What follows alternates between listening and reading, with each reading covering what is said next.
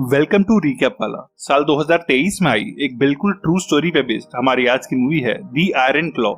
ये कहानी है वॉन एरिक नाम के एक रेसलर और उसके 4 बेटों के बारे में, जिन्होंने अपने फादर के प्रेशर में आके प्रोफेशनल रेसलिंग को ही अपना करियर बनाया। पर रेसलिंग की दुनिया में बेहद नाम कमाने के बाद भी इन स्ट्रॉन्ग भाइयों के ग्रुप ने फैमिली प्रेशर और एक्सपेक्टेशंस की वजह से अपनी जान गंवा दी। तो चलिए चलते हैं सीधे अपनी आज के वीडियो की तरफ। और अगर आपको इस तरह की मूवी एक्सप्लेनेशंस पसंद है तो प्लीज इस चैनल को अभी सब्सक्राइब कर लीजिए। तो ये कहानी शुरू होती है साल 1965 में, जहां हम एक उभरते रेसलर फ्रिट्ज वॉन एरिक को रिंग में फाइट करते हुए देखते हैं। वॉन टेक्सास का एक अच्छा रेसलर है जिसके बारे में रेडियो पे भी खबरें आती रहती हैं, और वो अपने सिग्नेचर मूव आयरन क्लॉ के लिए फेमस है। और आज के मैच में भी वो अपने ओपोनेंट को आयरन क्लॉ मार के डिफीट कर देता है। और मैच के बाद हम देखते हैं कि उसकी वाइफ डोरिस, जो प्रेग्नेंट है, उसके 2 बेटों के साथ उससे मिलने आती है और वो अपनी वाइफ को अपनी नई कार दिखाता है और यकीन दिलाता है कि वो जल्द ही रेसलिंग दुनिया का वर्ल्ड चैंपियन बनेगा। कहानी अब कुछ साल आगे 1979 में आ जाती है, जहां हम वॉन को देखते हैं जो अब रेसलिंग से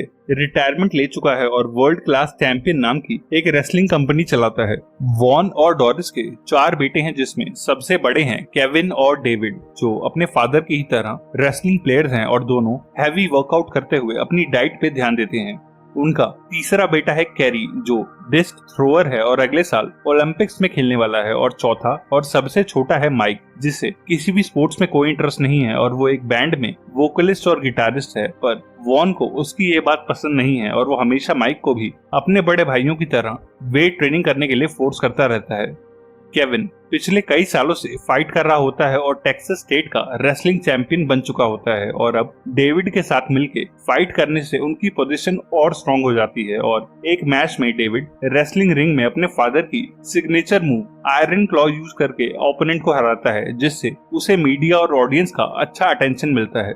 अपने विनिंग मैच के बाद ऑडियंस को ऑटोग्राफ देते हुए केविन को एक पैम नाम की लड़की मिलती है, जो उससे फ्लर्ट करने लगती है। और जल्द ही केविन और पैम एक दूसरे को डेट करने लगते हैं। और एक डेट पे केविन उसे अपनी फैमिली के बारे में बताता है और कहता है कि वो अपने भाइयों से बेहद प्यार करता है। पर हमारी वॉन एरिक फैमिली के ऊपर एक श्राप है, जिसकी वजह से मेरे फादर कभी वर्ल्ड चैंपियन नहीं बन पाए और हमारे सबसे बड़े भाई जैक जूनियर की 5 साल की उम्र में डेथ हो गई थी, वरना आज हम 5 भाई होते। पर पैम कहती है कि ये सब बस टेक्सास के लोगों का वहम है और जल्द ही वो दोनों एक सीरियस रिलेशनशिप में आ जाते हैं। केविन की अगली फाइट कैंसस सिटी के famous wrestling champion Harley Race से होती है, जिसने उसे स्पोर्ट्स न्यूज में पहले ही राउंड में हराने की प्रेडिक्शन करी होती है। पर मैच शुरू होते ही केविन उससे बेहद फुर्ती से लड़ता है। उस फाइट के दौरान हार्ली एक बार केविन को जमीन पर पटकता है, जिसकी वजह से उसे लोअर बैक में चोट आती है। पर वॉन ने अपने बेटों को हार मानना नहीं सिखाया होता और केविन पेन में भी उठ के वापस रिंग में जाता है और हार्ली को फेस करता है। पर हार्ली चीट करता है और केविन को फेस पे हिट करके रेफरी को रिंग से बाहर फेंक देता है और उसे फाइट से डिस्क्वालीफाई कर दिया जाता है। और डेविड तुरंत रिंग में कूद के उसे पीटता है और हार्ली रिंग से बाहर भाग जाता है। और उसके डिस्क्वालिफिकेशन की वजह से केविन उस फाइट का विनर बन जाता है। और डेविड केविन के बिहाफ पे ऑडियंस को एड्रेस करता है और सभी को कहता है कि हम वॉन एरिक ब्रदर्स इस रेसलिंग का फ्यूचर हैं। और उसकी स्पीच से केविन एरिक और डेविड एरिक के बारे में सारी रेसलिंग फेडरेशन में बातें होने लगती हैं। उस मैच के बाद वॉन अपने बेटों से मिलने आता है और केविन को मैच जीतने से ज्यादा इंजर्ड होने के लिए गुस्सा करता है और रिमाइंड कराता है कि हम रेसलिंग करते हुए कभी कोई वीकनेस शो नहीं कर सकते। साथ ही वो डेविड की स्पीकिंग स्किल्स की भी तारीफ करता है, क्योंकि डेविड की स्पीचेस की वजह से एरिक ब्रदर्स का नाम एक ब्रांड बन रहा है। नेक्स्ट सीन में हम एरिक ब्रदर्स के तीसरे भाई कैरी को एक प्लेग्राउंड में डिस्क थ्रोइंग की प्रैक्टिस करते हुए देखते हैं, जब सभी एथलीट्स को पता चलता है कि इस साल ओलंपिक्स नहीं खेले जाएंगे। उधर टेक्सास में पूरी एरिक फैमिली न्यूज में देखती है कि 1980 के ओलंपिक्स जो इस साल मॉस्को में होने थे, उसमें अमेरिका ने पार्ट ना लेने का फैसला किया है, क्योंकि अफगान वॉर की वजह से उसके और रशिया के रिलेशंस खराब हो गए हैं। मॉस्को ओलंपिक्स कैंसिल होने के बाद कैरी स्पोर्ट्स कैंप से घर वापस आ जाता है, जहां उसकी फैमिली और स्पेशली उसके तीनों भाई उससे मिलके बेहद खुश होते हैं। एक फैमिली लंच के बाद अपने पेरेंट्स से छुप के चारों भाई रात को एक कॉलेज पार्टी में जाते हैं, जहां माइक और उसके बैंड को म्यूजिक प्ले करने का चांस मिला होता है और सभी वहां एक रीयूनियन पार्टी करते हैं। कैरी बेहद फिट और एथलेटिक होता है और वॉन अब उसे भी अपने भाइयों की तरह रेसलिंग करने के लिए पुश करने लगता है और कैरी भी इसके लिए मान जाता है। साल 1983 आने तक केविन, डेविड और कैरी प्रोफेशनल रेसलिंग में आगे बढ़ने लगते हैं और अमेरिका के एक टूर पे भी जाते हैं जहां वो तीनों बेहद सारी सिटीज में रेसलिंग करते हैं और कई बार इंजर्ड होने के बाद भी कोई मैच नहीं हारते।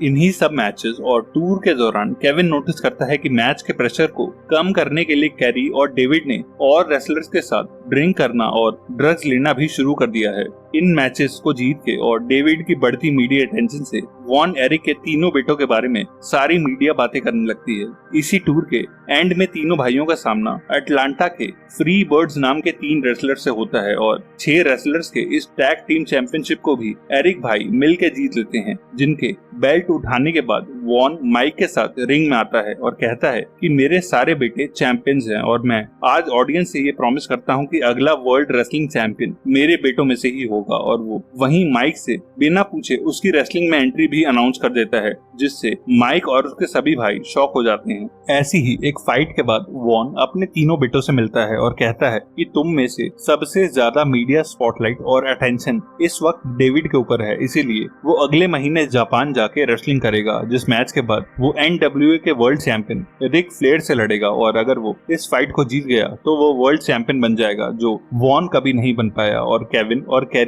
डेविड के लिए बेहद खुश होते हैं। अगले कुछ दिनों में केविन और पैम शादी कर लेते हैं और सारी एरिक फैमिली इस पार्टी को बेहद एंजॉय करती है। अपनी शादी के ही दिन मेंस वॉशरूम में केविन डेविड को ब्लड वॉमिट करते हुए देख लेता है और वो डेविड से कहता है कि उसे नेक्स्ट फाइट की तैयारी छोड़ के किसी डॉक्टर को दिखाना चाहिए, पर डेविड कहता है कि वो कम्प्लीटली फिट है। और जब केविन उसे बताता है कि पैम प्रेग्नेंट है और वो बाप बनने वाला है, तब एक अंकल बनने की खुशी में डेविड समेत सारे भाई शादी में डांस करते हैं। डेविड के जापान जाने के कुछ दिनों बाद फैमिली को ये न्यूज मिलती है कि फाइट से पहले डेविड की इंटेस्टाइन्स रप्चर होने की वजह से जापान में डेथ हो गई और सभी लोग इस न्यूज से बेहद अपसेट होते हैं और टेक्सास के हजारों लोग डेविड की फ्यूनरल अटेंड करते हैं। फ्यूनरल के तुरंत बाद वॉन अपने बेटों से कहता है कि हमें डेविड की मौत को ऐसे वेस्ट नहीं करना चाहिए और रेसलिंग फेडरेशन उसकी जगह तुम दोनों में से एक की fight world heavyweight champion Ric Flair से कराने को मान गई है। और क्योंकि केविन और कैरी दोनों ही अच्छे फाइटर्स होते हैं, इसलिए वॉन एक कॉइन से टॉस करता है और कैरी का नाम आने पर उसे रिक फ्लेयर से लड़ने का मौका मिलता है और टेक्सास एरिना में कैरी वो मैच जीत जाता है, जिसे घर के टीवी पे उसकी माँ और माइक भी देखते हैं। और फाइनली वॉन का एक बेटा Kerry Von Erich world championship की बेल्ट घर लाता है। कैरी अपनी इस अचीवमेंट से कुछ खास खुश नहीं होता, क्योंकि उसे बेल्ट को देखकर बार बार डेविड की याद आने लगती है और वो बेल्ट केविन के पास छोड़ के ड्रिंक करता हुआ रात को एक बाइक राइड पे जाता है, पर उसकी ओवर स्पीडिंग बाइक का एक्सीडेंट हो जाता है और हम देखते हैं कि एक्सीडेंट की इंजरीज की वजह से डॉक्टर को उसका राइट पैर काटना पड़ता है, जिसकी वजह से वो बैसाखियों के सहारे चलने लगता है। कैरी के एक्सीडेंट के बाद केविन को सच में लगने लगता है कि उनकी फैमिली के ऊपर कोई श्राप है और वो अपने न्यू बॉर्न बेटे को अपनी जगह पैम का सरनेम देता है, ताकि एरिक फैमिली का श्राप उसके बच्चे पे ना जाए। डेविड की मौत और कैरी की डिसेबिलिटी के बाद वॉन माइक को रेसलिंग करने के लिए पुश करने लगता है और माइक अपना म्यूजिक छोड़ के केविन से रेसलिंग सीखने लगता है।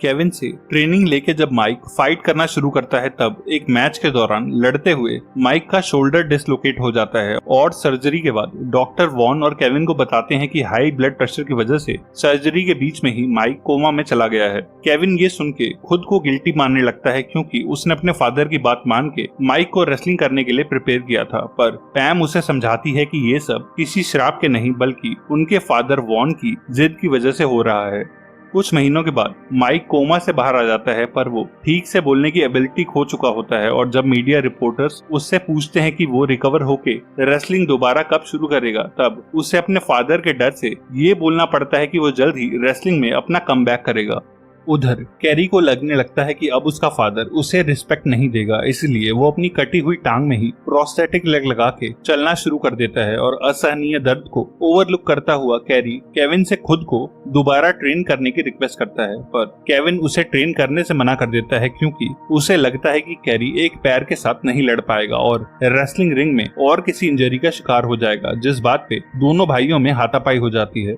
माइक घर आके पहले जैसा नहीं रहता और वो अपनी माँ से कहता है कि उसे अब रेसलिंग अच्छी नहीं लगती, पर डोरिस उसकी बात को इग्नोर करती है और कहती है कि तू जल्द ही ठीक होके दोबारा फाइट कर पाएगा। पर माइक की कंडीशन और खराब हो जाती है और वो अपना गिटार बजाना भी भूलने लगता है। माइक अपनी लाइफ से हार मान लेता है और अपने फादर के रेसलिंग प्रेशर से बचने के लिए वो ढेर सारी स्लीपिंग पिल्स खा के सुसाइड कमिट कर लेता है और अगले दिन उसकी डेड बॉडी और डिनर टेबल पे रखा हुआ सुसाइड नोट फैमिली को मिलता है। माइक की फ्यूनरल वाले दिन डोरिस बेहद रोती है क्योंकि वो माइक की बातों को समझ नहीं पाई और फ्यूनरल के बाद केविन पैम को अपने बच्चे को लेके एक अलग घर में शिफ्ट होने को कहता है क्योंकि अब वो श्योर होता है कि वॉन एरिक फैमिली और उनकी रेसलिंग के ऊपर जरूर कोई श्राप है और वो नहीं चाहता कि पैम और उसका बेटा इस कर्ज की वजह से किसी तरह से हर्ट हो जाएं। अब केविन अपने फादर और भाइयों की हालत का गुस्सा अपनी रेसलिंग प्रैक्टिस पे निकालने लगता है और पहले से कहीं ज्यादा हार्श ट्रेनिंग करने लगता है। इसी बीच कैरी से एक बार हार चुका रिक फ्लेयर, जो अब फिर से वर्ल्ड चैंपियन बन चुका होता है, मीडिया में केविन को रेसलिंग मैच के लिए चैलेंजेस देने लगता है और केविन उसका ये चैलेंज एक्सेप्ट कर लेता है और साल 1986 में रिक फ्लेयर और केविन के बीच में वर्ल्ड चैंपियनशिप का टाइटल मैच होता है जिसमें केविन रिक को उधेड़ के रख देता है, पर अपने फादर और फैमिली प्रॉब्लम्स की वजह से वो अपने इमोशंस को काबू में नहीं कर पाता और वो रेफरी के रोकने के बाद भी आयरन क्लॉ में रिक को पकड़ के रखता है और उसके सर से खून आता देख के केविन को डिस्क्वालीफाई कर दिया जाता है और रिक फ्लेयर डिस्क्वालिफिकेशन की वजह से उस मैच को जीत जाता है। इस बात से वॉन केविन से बेहद नाराज होता है क्योंकि उसे लगता है कि केविन जानबूझ के डिस्क्वालीफाई हो गया था। इसके बाद केविन रेसलिंग से रिटायरमेंट ले लेता है और अपने फादर की रेसलिंग कंपनी संभालने लगता है। केविन का एक बेटा और होता है और अब वो पैम और अपने दोनों बेटों के साथ ज्यादा टाइम स्पेंड करने लगता है और रेसलिंग बिजनेस को सीरियसली लेना छोड़ देता है। 1990s में सैटेलाइट और केबल टीवी आने के बाद रेसलिंग और फेमस हो जाती है और WWF नाम की एक रेसलिंग फेडरेशन सभी रेसलर्स को इंटरनेशनल लेवल का एक्सपोजर देने लगती है और कैरी अपने प्रोस्थेटिक पैर के साथ ही टेक्सास छोड़ के न्यूयॉर्क का WWF ज्वाइन कर लेता है और उसे अक्सर केविन के बेटे रेसलिंग करते हुए टीवी पे देखते हैं। वॉन का बिहेवियर अब केविन के लिए बदल जाता है और वो उसे एक हारा हुआ रेसलर बुलाने लगता है क्योंकि उसने वर्ल्ड चैंपियनशिप नहीं जीती और अब वो WWF भी ज्वाइन नहीं करना चाहता। एक क्रिसमस पे कैरी न्यूयॉर्क से वापस घर आता है और वॉन को एक स्मिथ एंड वेसन की नई रिवॉल्वर गिफ्ट करता है, पर जब वो उस गन को बिना फायर करे ही शोकेस में रख रहा होता है तब कैरी उस पर चिल्लाने लगता है और केविन नोटिस करता है कि कैरी का बिहेवियर बेहद इरेशनल हो चुका है। क्रिसमस डिनर के बाद देर रात को कैरी केविन को कॉल करता है और कहता है कि उसका करियर ठीक नहीं चल रहा और अपने पैर के दर्द को कम करने की वजह से उसने बेहद ज्यादा ड्रग्स लेना भी शुरू कर दिया है। वो कहता है कि WWF के लोग उसे रेसलर कैटेगरी से हटा के एक कमेंटेटर बनाना चाहते हैं और उसे लगता है कि वो वॉन एरिक का शाप उसे भी लग गया है और वो अब अपनी जान लेना चाहता है। केविन उसे समझाने की कोशिश करता है और कहता है कि वो अभी उसे लेने आ रहा है, पर कैरी बिना अपनी लोकेशन बताए ही फोन काट देता है। केविन फौरन वॉन को कॉल करता है और उसे कैरी के बारे में बताता है, पर वॉन नींद में कहता है कि कैरी इस वक्त नशे में है और कुछ भी बोल रहा है और सुबह तक वो ठीक हो जाएगा। केविन रात भर सो नहीं पाता और सुबह होते ही अपनी फैमिली हाउस में आता है जिसके बाहर उसे कैरी की अनलॉक कार दिखती है, पर घर के अंदर जाने से पहले ही उसे एक गोली चलने की आवाज आती है और वो देखता है कि कैरी ने एक पेड़ के नीचे बैठ के रिवॉल्वर से खुद को शूट कर लिया है। वॉन भी जो घर से कुछ दूर गार्डनिंग कर रहा होता है वहां आता है और केविन गुस्से में उसका गला दबाने लगता है क्योंकि वॉन की रेसलिंग और चैंपियनशिप बेल्ट्स के एम्बिशन की वजह से ही आज उसके सारे भाई खत्म हो गए। पर जब उसे लगता है कि वॉन मर जाएगा तब वो उसे छोड़ देता है और कैरी की डेड बॉडी को उठा के घर के अंदर ले आता है। घर के अंदर कैरी ने एक सुसाइड नोट भी छोड़ा होता है जिसमें उसने लिखा होता है कि आज वो अपने भाइयों से मिलने जा रहा है। इसके बाद केविन वॉन से अपने सारे कॉन्टैक्ट्स खत्म कर लेता है और वॉन के अप्रूवल के बिना ही जेरी नाम के रेसलर को अपनी रेसलिंग कंपनी बेच देता है। डोरिस भी वॉन को डाइवोर्स दे देती है और घर का काम छोड़ के अपनी पेंटिंग पे ध्यान देने लगती है। मूवी के एंड में हम देखते हैं कि केविन अब अपना सारा ध्यान अपनी फैमिली पे देने लगता है और अपने दोनों बेटों को खेलता हुआ देख के उसे अपने भाइयों की याद आ जाती है और वो रोने लगता है और उसके दोनों बेटे उसे चुप कराते हैं। एंड टेक्स्ट में हम पढ़ते हैं कि WWF जो आज WWE है, उन्होंने साल 2009 में वॉन एरिक फैमिली को अपने रेसलर्स के हॉल ऑफ फेम में जगह दी और हमें उन सब की असली फोटोग्राफ भी दिखाई जाती है। केविन और पैम ने वॉन एरिक कर्ज को हमेशा के लिए तोड़ दिया और उन दोनों ने अपनी खुद की एक फैमिली क्रिएट कर ली। वो दोनों पिछले 40 साल से साथ हैं जिनके आज 4 बच्चे और 13 पोता पोती हैं जो सब साथ में टेक्सास के एक फार्म में रहते हैं। एक और ऐसी ही ट्रू स्टोरी के लिए लेफ्ट या राइट वाली वीडियो पे क्लिक करना। तब तक के लिए stay safe and bye bye.